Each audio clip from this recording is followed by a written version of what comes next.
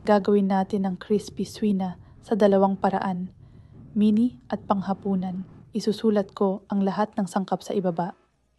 Ilagay ang manok at huwag gaanong galawin hanggang maging brown ang ilalim. Tapos, baliktarin ng dahan-dahan hanggang maging brown ang kabilang bahagi. Pagkatapos, kunin ang kasangkapang ito at buksan ng ganito. Ilagay ang lahat ng pampalasa, puting paminta, itim na paminta, at kumin. Gusto ng mutabak ang kumin, huling ilagay ang asin. Baliktarin at palamigin ang manok sa gilid habang naghahanda. Ilabas ang mga chips, paghiwa-hiwalayin at ihanda para madali ang trabaho. Ang mga chips na ito ay masarap at maganda. Ginagawa itong magaan at crispy ng mutabak. Inihanda natin ang chips ng ganito. Ngayon, tingnan natin ang mga bola. Pagkatapos hiwain at idagdag ang kinsay, ilagay ang malamig na manok. Dagdagan ng mga pampalasa, asin, paminta, kumin, itim na paminta at puting paminta.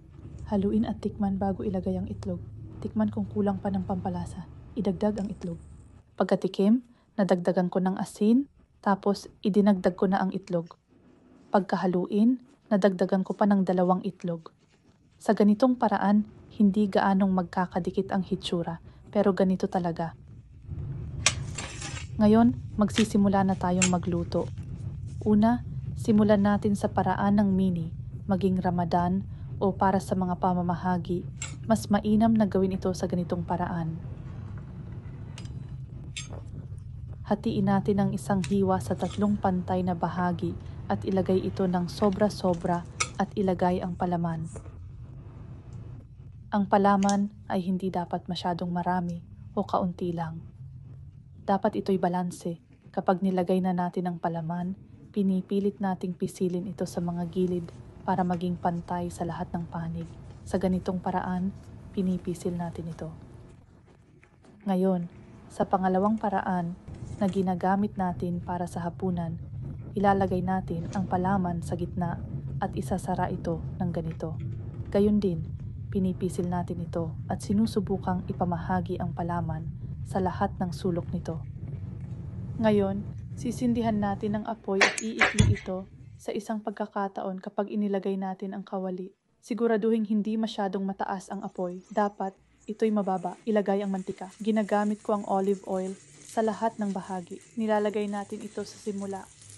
At matapos kong ilagay ito, nilalagay ko ito mula sa itaas. Gaya ng sinabi ko, mababa lang dapat ang apoy para lumambot ang palaman ng pantay mula sa loob sa isang balanseng paraan. Ngayon, iluluto natin ang pangalawang hugis sa parehong paraan. Pahiran ang unang bahagi ng olive oil at pagkatapos ay ilagay ito. Matapos mailagay, pahiran ng mantika ang ibabaw na bahagi sa katamtamang init.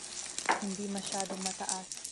Mas mainam na maging banayad ang apoy hanggang sa ito ay maluto ng dahan-dahan. Pagkatapos ay baliktarin ito. Ngunit pagkatapos nating alisin ito sa apoy, huwag muna nating putulin ito kaagad.